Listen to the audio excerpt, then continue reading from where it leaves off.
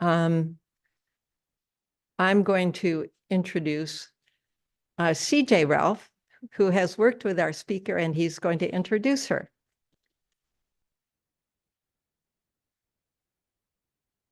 Thank you. It's a pleasure to introduce Karen Pope, who grew up in Southern California, but realized the error of her ways and moved up here. She got a master's at Cal Poly, no, not that one, the other one, at San Luis Obispo, and a doctorate at UC Davis. She's now a research wildlife biologist at the U.S. Forest Service and Redwood Sciences Lab up above campus. And I think you'll be thrilled to hear the things she has to say. She's worked most of her career on flowing water and how different kinds of flowing water affect plants and animal communities and biological diversity. Her interesting research she worked on was marijuana. You may have heard of that plant. The use of the upstream waters being diverted for weed cultivation. She won't talk about that tonight, but she also worked fascinating work on amphibian diseases. I forget what the disease was. What was it, Karen?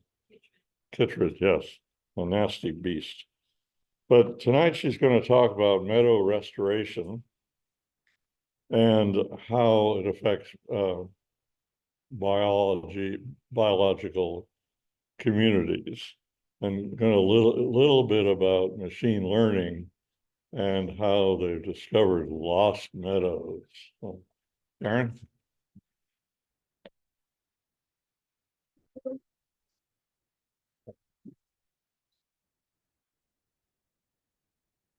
Hi, it's great to be here. Thank you for inviting me, Carol. Paul. And Paul. Yeah. All right, I'm gonna put this. Hi, everybody. Hi. All right, so I'm gonna talk about meadows. I love meadows. Mountain meadows are a great place to work. Working around water was a very good decision. I started my career really in amphibian conservation work, and that took me to meadows because watching amphibian populations disappear is really, really depressing, and so depressing that you want to do something about it. And so one line of the work I do is how do we increase survival with disease, with this very, very deadly disease. And the other side is that habitat that they need. And so what I'm going to be talking about is that habitat side, which became a life of its own. When I started doing it was with Tom Lyle. He was the hydrology mentor of the project because I was entering into a world that wasn't my background. And so having a bunch of hydrologists around me was very useful. I'm pretty good at kind of making stuff up that I see out in the world, but having that other scientist there to keep me in line is useful.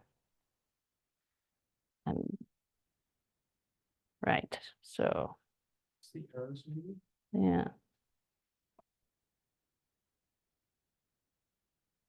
Just the button. Okay, so really this is going to be my talk, is that our open spaces in the forest are disappearing. And you only have to go to Yosemite, look down on the valley, and I mean right there's a what are they called? The little display that says the valley, look how the valley's closed in. Why? So we have this happening throughout the West, probably worldwide. Interesting. Why is it happening? So a few reasons. You're going to tell me why? Yeah, it is a question, and I'm fine if you want to throw out. Yeah. So first, we just have to acknowledge, right, that native peoples lived and used meadows in the mountains extensively. They spent summers there.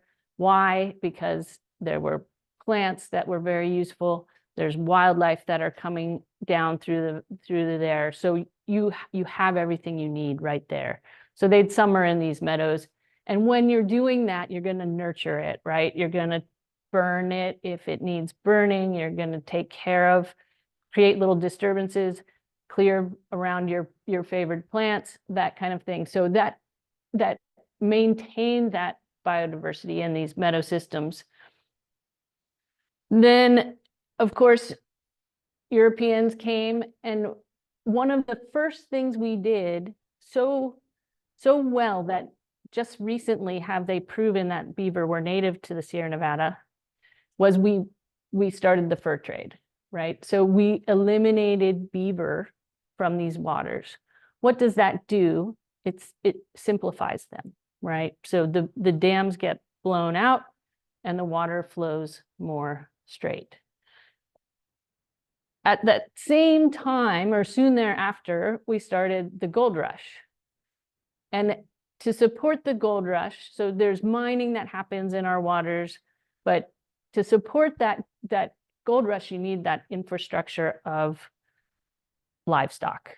So the meat, the dairy, that fed huge communities up in the high country of all the mountains in California. And so we've taken the beaver out, added the cows. It's not just adding the cows, right? So we have sheep, we have cows. They are big, stupid, slow. There was a ton of predators in the mountains. So what we did was we cleared out the wood. So because a copse of willows, where's the mountain lion going to hide? You know, so we wanted these open, flat meadows. So we drained the water out and took out the trees, took out the shrubs. And so what we think of as a meadow today probably was not a meadow then. They were a lot more complex. And so it's probably really difficult to find a meadow that represents what really was there. Also, by draining and ditching and adding livestock that eat the armoring, we end up with very simple single thread channels that start to incise because we've increased the energy moving through. Meadow soils are super, super fine. And so that channel is going to cut down. And so then it's now an oversized channel. So even in flood flows, it's going to go through that fire hose. What that does is lower the groundwater, and trees from the surrounding upland can move in. Add to that fire suppression, and the trees certainly can move in, right? Because the fire's not there to keep things open. And so basically, and then you throw in a road or two and you've locked it in place. And so basically where we are now is our meadows burn. What we think of as these wet, lush places, a lot of them are just burning. And so spend a lot of time on this slide. I'm going to go faster through some others, but this is a theme that will continue. And just in case you don't believe me, there's things like this 1935 advertisement for dynamite. And so the old perspective, it starts, this first sentence is, crooked streams are a menace to life. Wow. Yeah, so it was all about straightening those streams and getting water conveyed out of the mountains. That's the same DuPont. Yeah. DuPont dynamite. Okay, so what are the ramifications of all the things we've done to alter the forest? So this is the whole watershed, right? So we have burned landscapes. Water tends to flow pretty quickly on these burned landscapes, right? There's not a lot of vegetation. There's some hydrophobic soils. And so this is a hydrograph. So we have the stream discharge on the y-axis and time on the x-axis. And the blue is representative of a storm, a rainstorm. So how quickly, how flashy is that water coming off that rain event? And so the blue is what we see more today, and the pink is what it was more like in the past and what I think we are aiming for as we move forward in the future. And so we see climate change, we're seeing rain higher more often, and so snow has slow discharge, so it's not going to be very flashy. Rain is much flashier, right? Comes right off. Roads, culverts, they can constrict flow and then send it. And then our degraded meadow systems, just straight through. So that's what this is about, is the other side of that. So now we see what has happened. We're living with the ramifications of what has happened. And we are starting to realize that it's time to get out of that drain age and try to get ourselves back towards holding water in the mountains longer. So where and why should we do this work? If you think about where water is going to be more easily held up in the mountains, it's going to be in that low gradient zone, and where you can spread water, right, and connect with the ground. So groundwater connecting, where water naturally wants to slow, where sediment naturally wants to fall out. So we want to work in these low gradient systems where we can retain that water, attenuate those peak flows, and then also you're going to end up keeping that water cool and improving water quality. River beads is what Ellen Wool calls them in the mountains, and we just forget that stream systems aren't just linear, right? And so her calling them river beads, I think, is a great visual of reminding us that there are these broad floodplains. Justin Garwood, who's a local, calls them green glaciers. I'm not sure if he originated that, but I stole it from him, so I give him credit. And as we are losing our glaciers, having these areas where we can hold water is really important.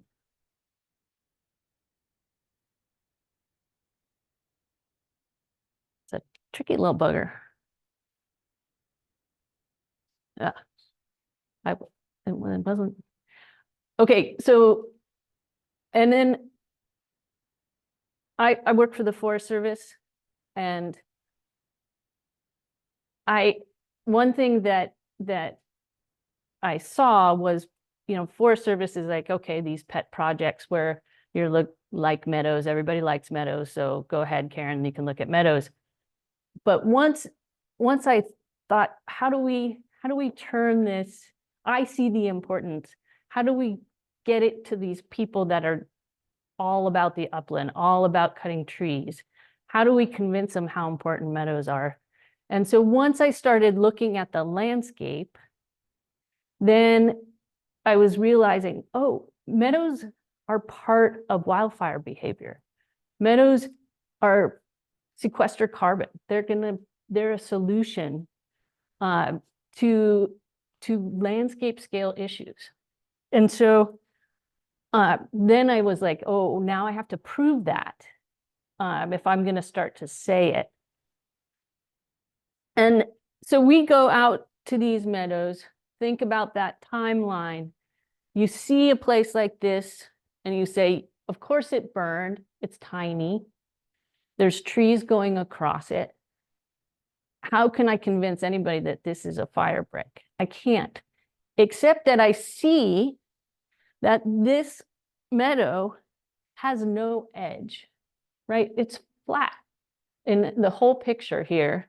And it actually is flat for a while longer. It's just got forest coming in on it. And if you start to think about this encroachment concept and add 100, 200 years, you start to think, oh, this is just the tiniest meadow now. It might have been bigger before. And how many do we not even see because there's no green meadow left? They're completely gone. So aren't meadows only 2% of the landscape? How could they possibly serve as a landscape solution? And so that's what Adam and I kind of thought, okay, can we erase the vegetation that shows the symptom of this change in hydrology where the ground, so meadows are driven by groundwater, right?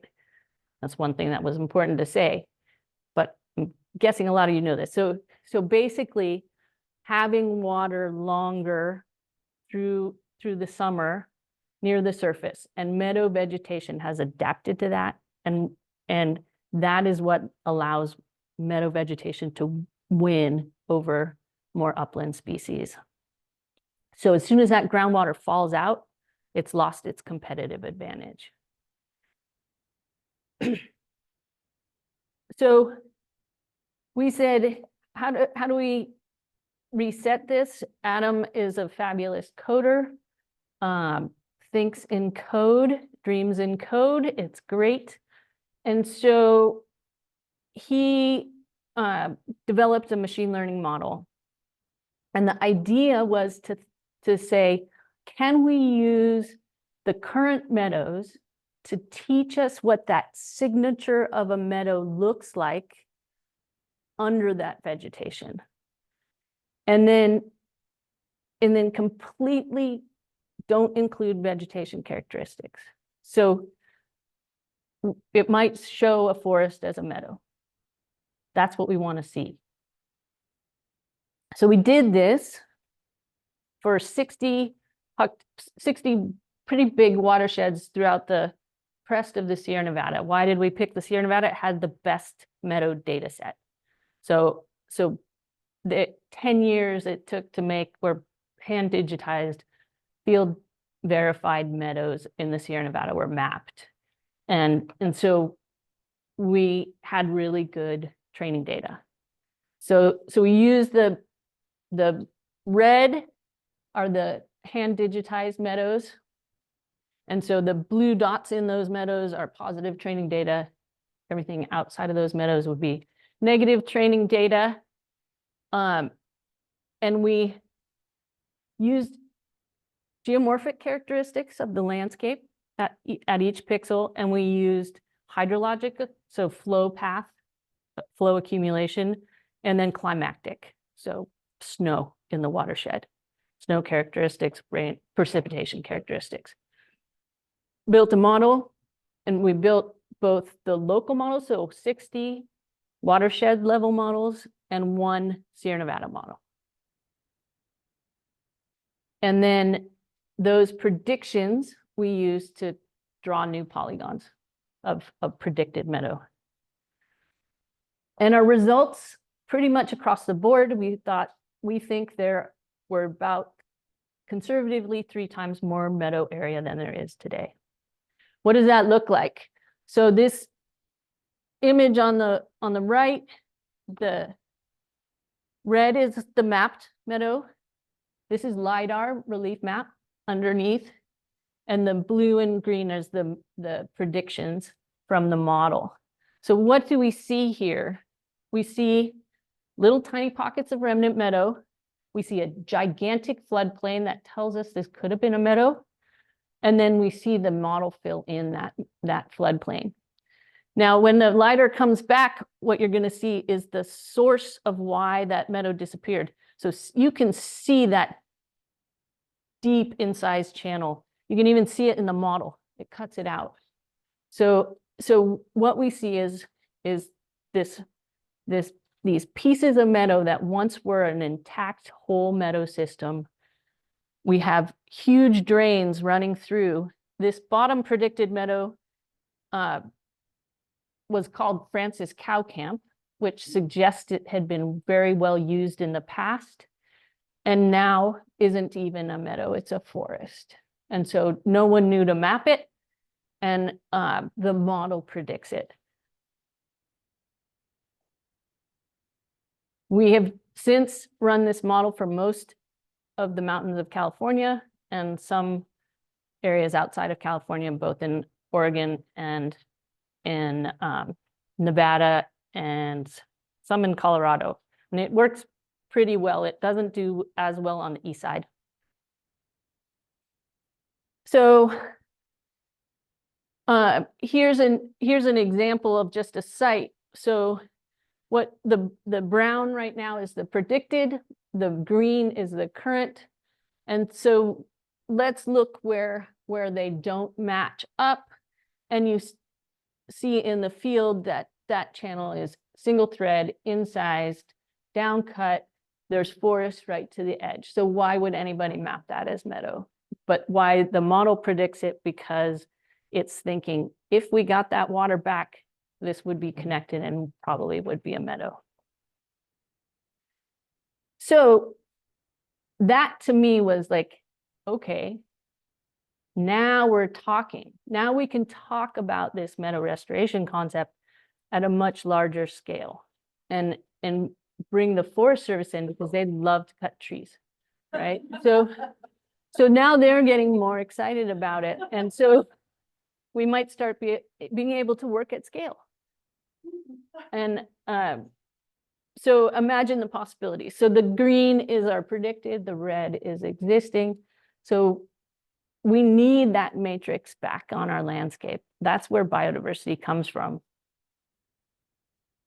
And we can now like say, okay, use the Lost Meadow model, run some fire behavior predictions, and see that we can affect landscape scale processes. And so this is a model some colleagues ran using our Lost Meadow model. And so it's fire behavior and connectivity. And so the blue areas are where you're decreasing that fire movement through system. So in these areas where there's lots of meadows, you're gonna see, I mean, water doesn't burn, right? So a narrow stretch of water, fire is just gonna go right over it. If you have a nice wide wet area with no fuel, it's not gonna burn. Okay, so now we have another problem. We have all this work to do. How the heck do we do it? So we've gone from complex beaver systems, complex willow, riparian meadows that you don't want to walk into because you might die, right? That's a real meadow. It's got willow spikes, it's got little holes of water that you can fall in up to your shoulders, that you can't see through the dense sedges. Those kinds of things are what I'm talking about. Yes, the picnic meadows are nice, but they're not necessarily the way it used to be. And I think that's really important. And then, of course, today, we don't even know they're meadows, some of them. So Tom and I studied some meadow restoration techniques that were very intensive, labor intensive, machinery intensive, bring in the excavators, rebuild the meadow in our image of a meadow. And it just didn't sit well with us. And we did some research on it, and it didn't really sit well with natural flow paths and such, like just wasn't going to withhold the test of time. And so we learned about this other approach coming out of Utah and the East, basically nature-based solution stuff and mimicking beaver. And so that was super exciting to me. Like that, now we're talking in these remote areas, like how do we're not going to bring excavators in. We're not going to spend millions of dollars per meadow. If we do that, we can't work at scale. So we've got to partner with nature, partner with the physical processes of nature, and see if we can nudge the systems back in the right direction. So to do that, we're using locally sourced materials. So what we find on site, wood, rock, sod, and then whatever's coming down the pike, right? There's sediment, there's rock, there's all kinds of stuff. There's sun. These systems have a bounty of sun and a bounty of water. Put sun and water together, you have life, and you have plants. And those plants have roots, and those roots hold that fine sediment. And so we're thinking you put that all together, and meadows are the perfect recovery system. So we did an experiment because that's what we do. And we were really looking at, okay, can we see a difference in burned and unburned landscape? Should we be working in burned? Should we be working in unburned? Should we be working in the Northern Sierra, the Southern Sierra, all these sort of questions. And we determined, you know, what were we looking for? So all I've been talking about, so we want to hold the water longer and on the meadow. We want to raise that groundwater elevation so the meadow vegetation can win. We want to capture sediment because we have a degraded system with incised channels. And so we want to start filling that. And we want that vegetation to respond. We want to see the evidence. And I'm going to cut to the chase. Basically across the board, so the four graphs on the top are treated meadows. The two on the bottom are untreated controls. And we're looking at groundwater. And so the higher the line, the closer it is to the surface. So the water to the surface. And then on the x-axis is discharge. So we're accounting for, like, some years you're going to have high flow, some years you're going to have low flows. So we're holding that flow constant. And across the board in the treated, we see an immediate and at least for the first few years, persistent raised groundwater compared to the controls. So the red line is pre-treatment. The green and blue are post-treatment years. And basically all you have to do is look at Adam, and he's telling you what happened. We see the groundwater come up, and he's standing on a sediment plug behind a structure. So that right in front of him is an actual beaver dam analog that was built by hand. This is maybe 2 years after it's built. You would not know it was a structure built by humans, except if you looked at the ends, there aren't chews. It's a chainsaw. But other than that, they grow in, they just get absorbed by the system. And then this was a burned, and so we had a lot of sediment coming down, gets caught in that structure, and then the structure gets buried and integrated in, and it just created that speed bump where it raised up and spread that water. This is another one of the meadows. This was an unburned one, fall of 2021 pre-treatment. You can see that single thread channel. You can see that dry meadow surface. This meadow is pretty much probably maintained by cows that are eating the new growth of trees. But the hydrology is no longer supportive of meadows. They exist there. And then by fall of 2024, we re-wetted it. And so this dotted line shows surface water that persists. There was one spot pre-treatment, and then post-treatment, it was the majority of the meadow stays sloppy wet. No, the treatment, have to come over here. Sorry. You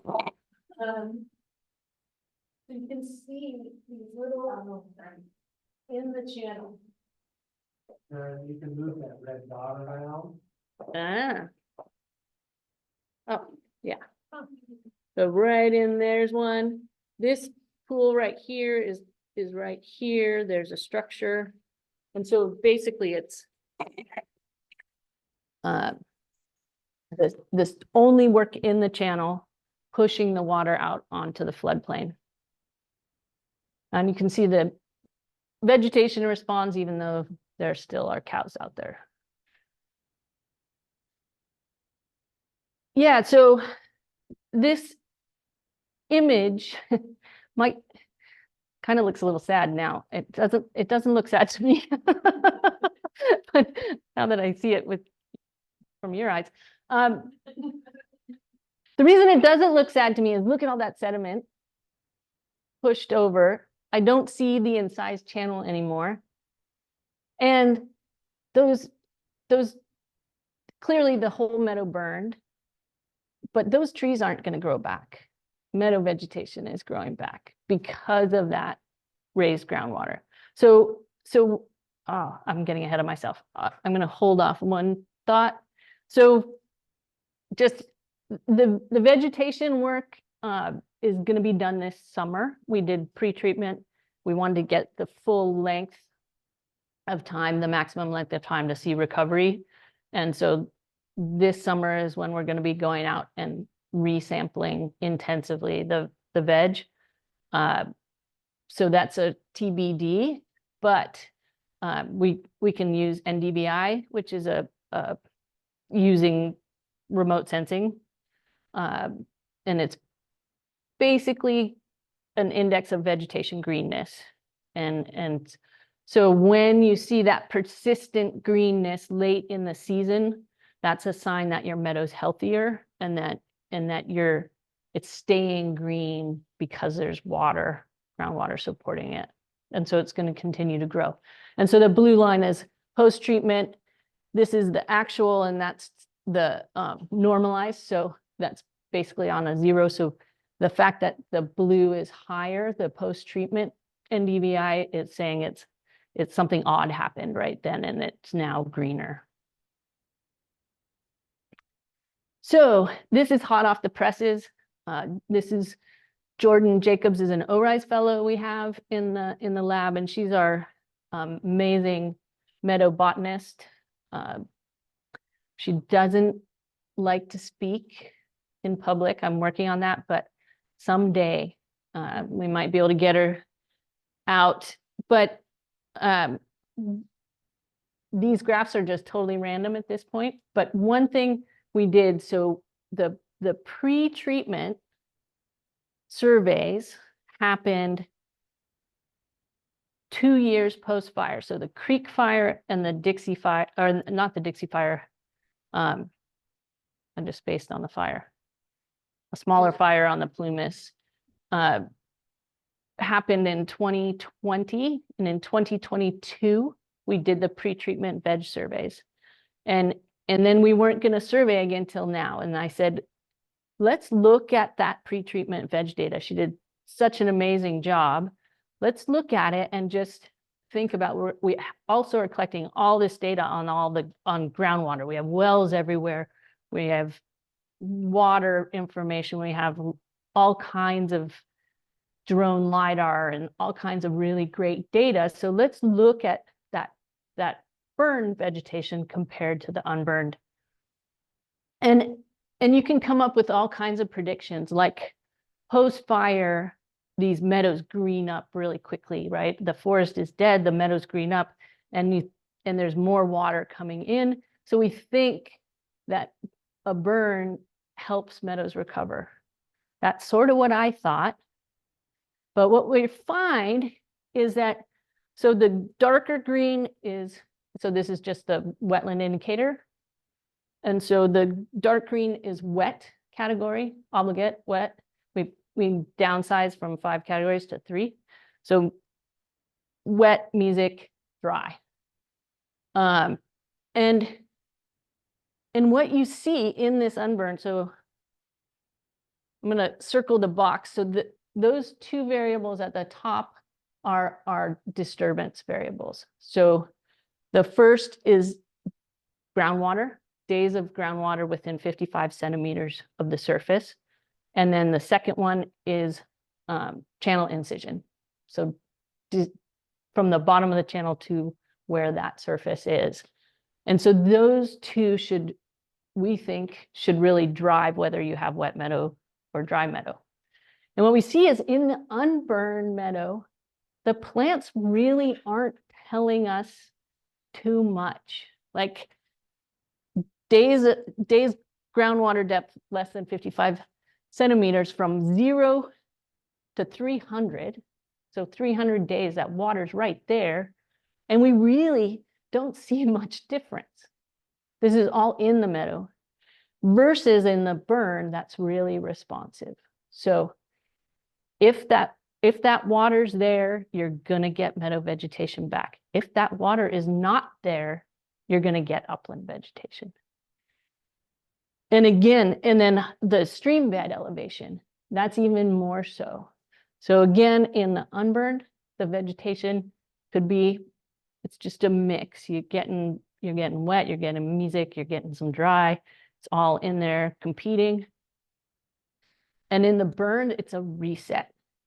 And so the plants are responding to those physical inputs, right? So to come back as a wet meadow plant, I need wet meadow conditions.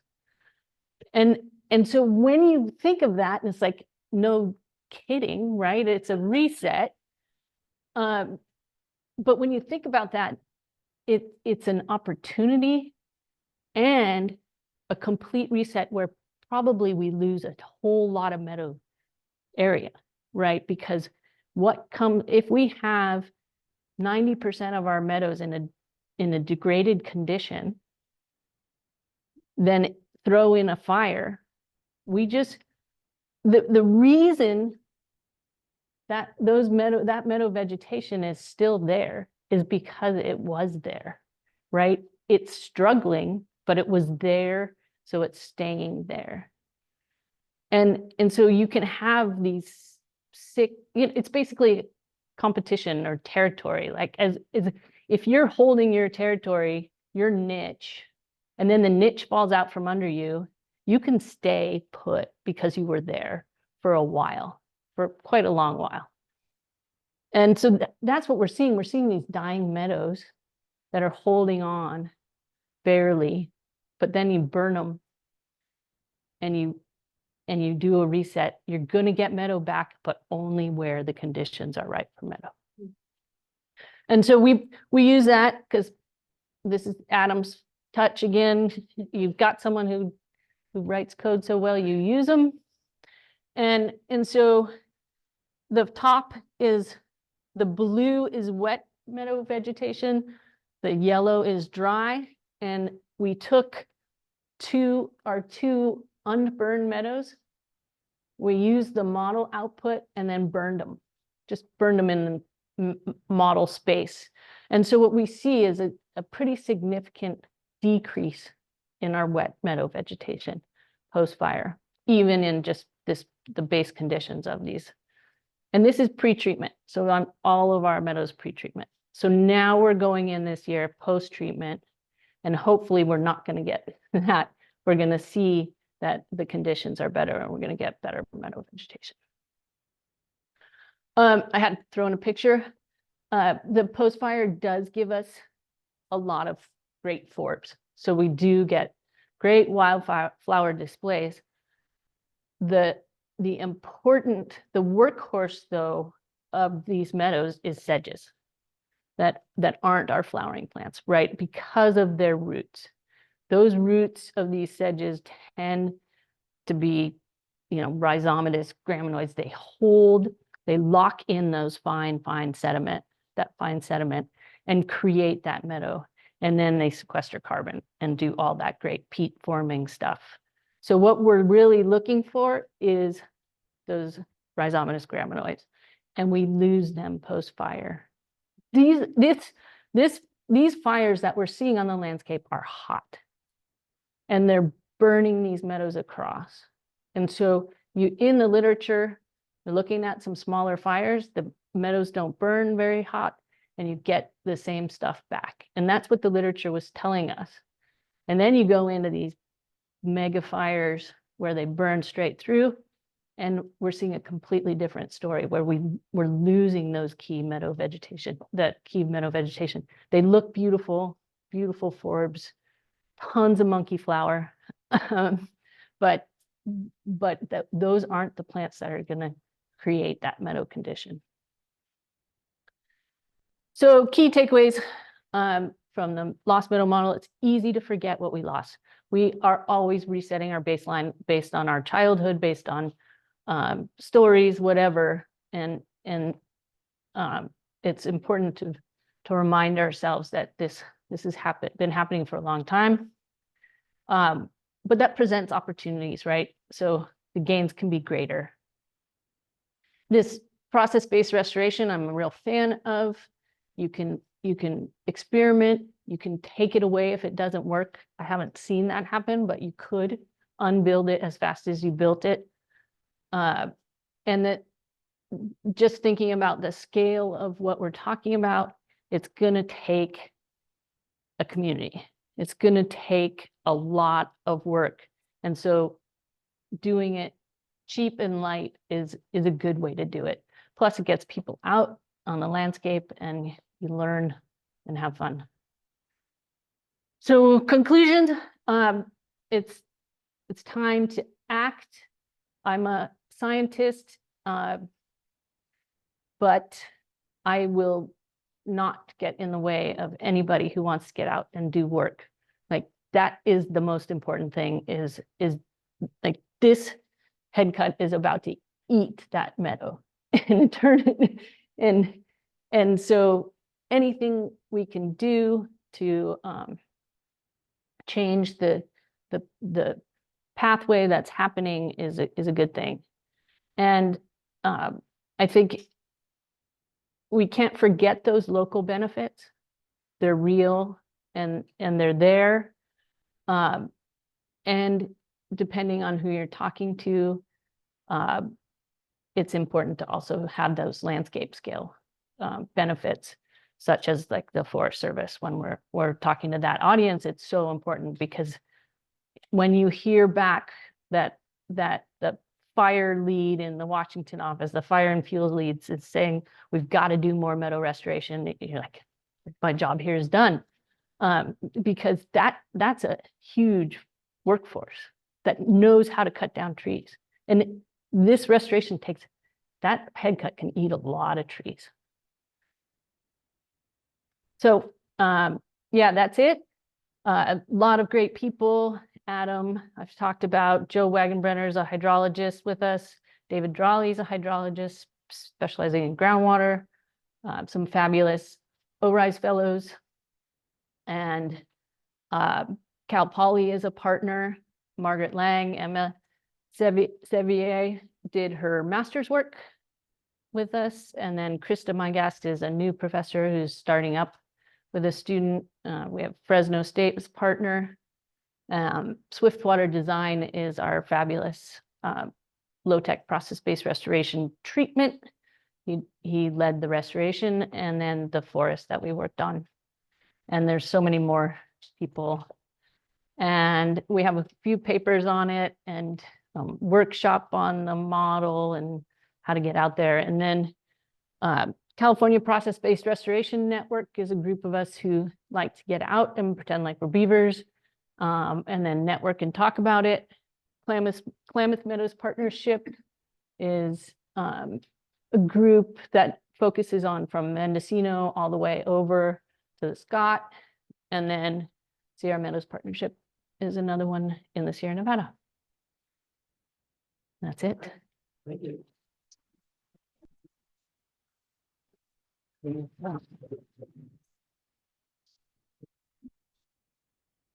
Happy to take questions, comments. I have three questions.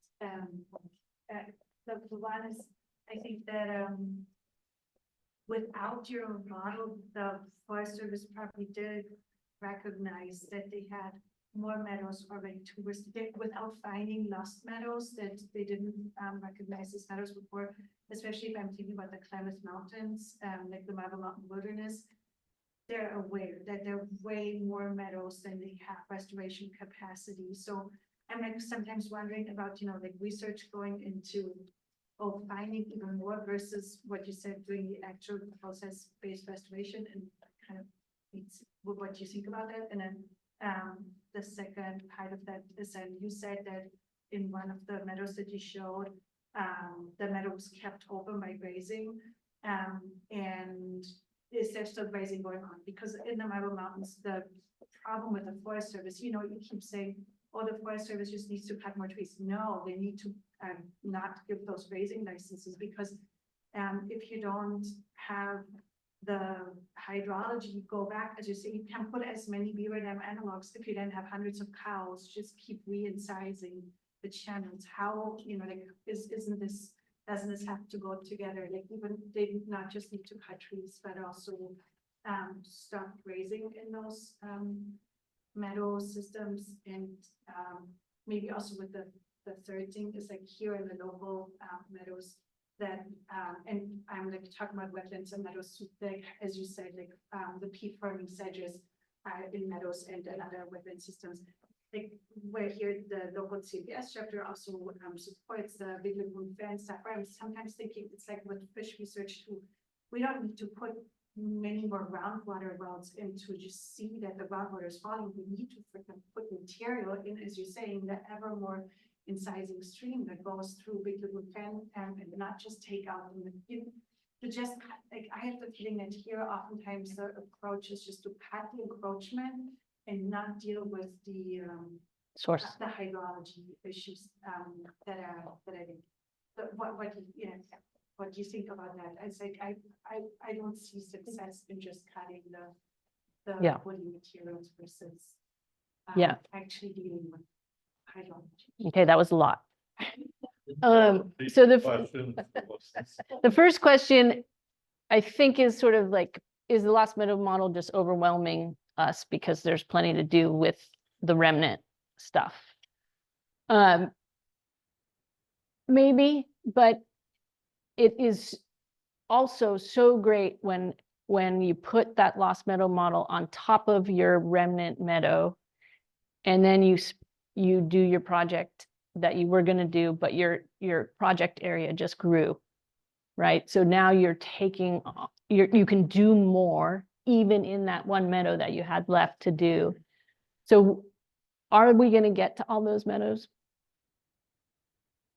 I'm not going to say no, but it's going to take a lot.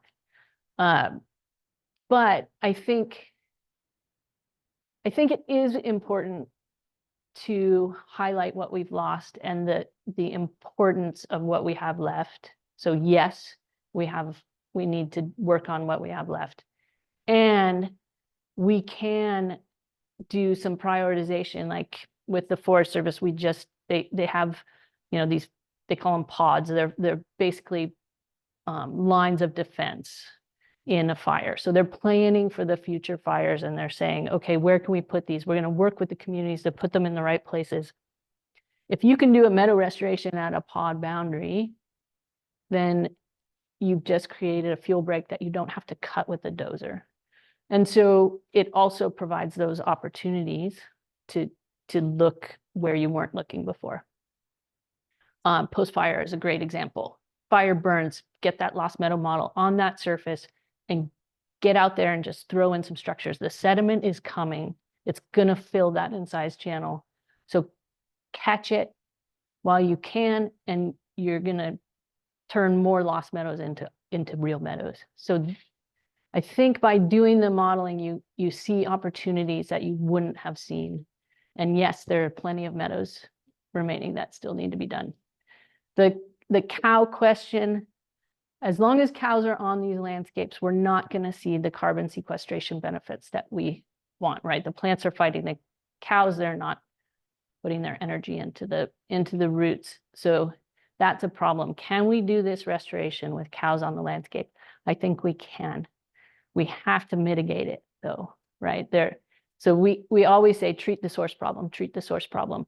If you can't treat the source problem, mitigate it. So roads are a source problem.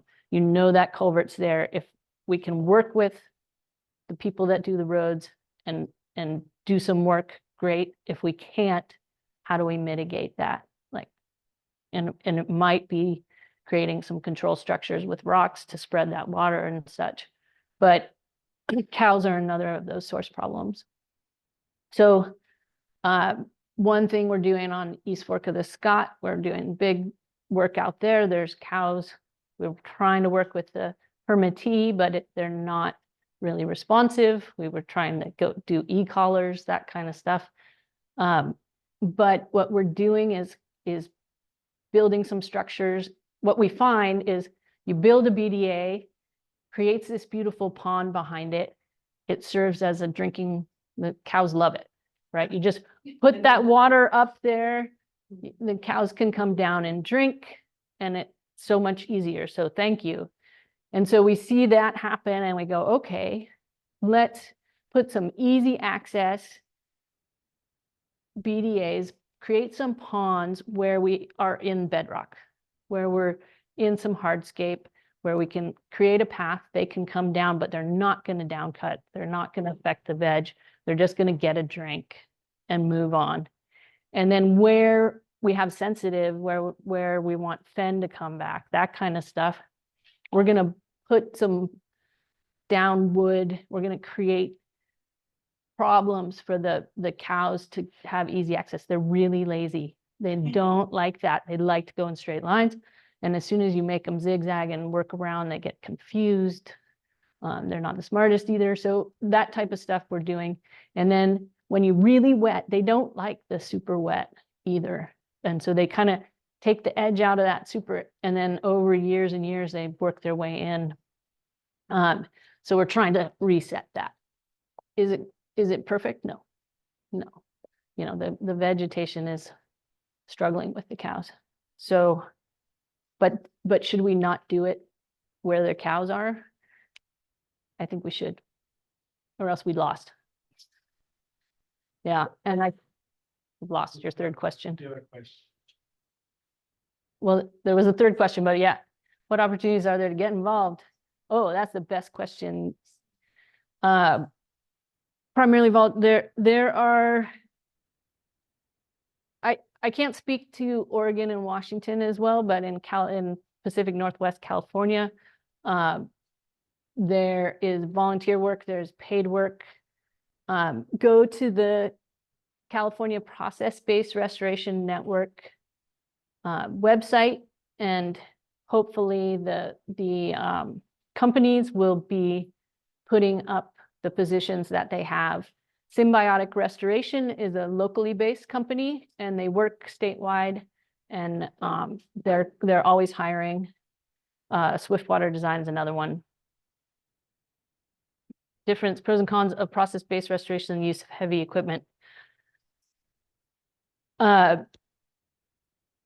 that the Nick Graham I know? That question is a talk in and of itself. What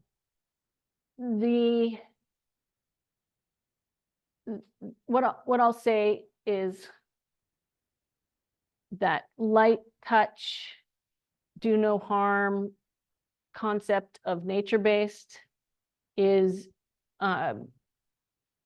that, can you reset a levied river system that's been modified by heavy equipment? No. The easiest way to reset a a really, really damaged system is to bring in excavators and do a valley-wide reset. And you're gonna see really quick responses. The question is, where's that line and how do you spread that wealth, right? If there's a limited amount of restoration funds, where should it go? I think there's going to be some really key projects, some really key meadows that may deserve $10 million, $15 million for restoration. The Tahoe, Lake Tahoe version of a meadow that may not be for ecology, but for people. And then there's all the rest. And they're in the backcountry, there's 5 people visiting. And it's not about people, it's about ecology. And those deserve to be treated as well. And that's going to be, you can't throw a ton of money at those, but you can throw some really passionate people or beavers, get beavers back in there. To make beavers do the work. Absolutely. Yeah. Yeah, that truly is the end goal in a lot of these. We work also above beaver, like above where beaver would occur. But we mimic them even in those landscapes. In so many meadows, we can't just put beaver in, right? We've taken out all the wood. We've made them so simple that you put beaver in there just feeding the mountain lions and the bobcats and such. And then their dams get blown out because we have this piping flows coming through. So by putting in, I'm not sure the count anymore, but in working in beaver country where there's beaver somewhere nearby, they're going to take over these dams. And they say, you guys don't know what you're doing. You should build them higher or lower. They'll cut notches in the ones that are in the wrong place. They come in and fix, and then you just can walk away, right? They've taken over. And then, but learn from that, right? That's where we get better. Yeah, I see you. No, thank you. I was curious about the seed bank. Has anyone looked at that? Like after a fire, the hydrology is really what's recruiting it instead of what's inherently in the seed bank? Yeah, so there is some work on that. The seed bank is a huge part of it. It's whether it can survive and grow well enough. We are working with some Southern Oregon, University of Southern Oregon students and a professor on the East Fork Scott project. And so it's not burned, but it has a ton of lost meadow. And she sampled seed bank in both the conifer forest and the meadow, and where the lost meadow was. She said there's a complete seed bank for meadow in that forest soil. So that was a huge thing for like, okay, if we can get things back, we're going to get that meadow vegetation back. So yeah, it's a lot of hydrology is driving what survives. We have one more question. Karen will be around afterwards. So you can do things. One more question. What about the ones on the internet? Oh, They're okay. Okay. They're all right. I think we got a couple. Yeah, this is all great about Sierras, but I live over here. Is Groves Prairie a prairie that needs a beaver type thing on it? You know Groves Prairie? Is that It's pretty north- dry? North of Willow Creek, yeah, and Oh, it's- yeah. It's not flat. Yeah. It's got a little bit of slope, but it's got a nice stream through it. Yeah. So the model, the model was trained on riparian meadows. So we excluded discharge slope and groundwater seeps because they're driven by groundwater processes, right? Where like there might be some bedrock near the surface pushing the water out. And so we were looking at landform from above. And so to have a successful model, you have to have a signature of what you're looking for. And so we wanted to aim for that signature. So we focused on riparian meadows. They're also often really highly degraded because there's a stream flowing through. Those sloping ones, there's often a stream running through it, but maybe there shouldn't have been. So I'm not really familiar, but a lot of hill slope meadows that have channels running through them, like the north side of the Trinity and what you're talking about with all the cows, and there's tons of meadows, there's channels running through all those meadows shouldn't have channels running through, shouldn't have 0 channels. Those channels are formed by those cows walking up the slope. And then they incise. This particular one, I'm not sure, but my guess is it needs restoration. I have a hard time going to a meadow and not thinking it needs restoration. Unless there's a lot of beaver there, but yeah, most of these landscapes have been simplified. Well, it's very inspiring. Thank you so much, Karen. Okay.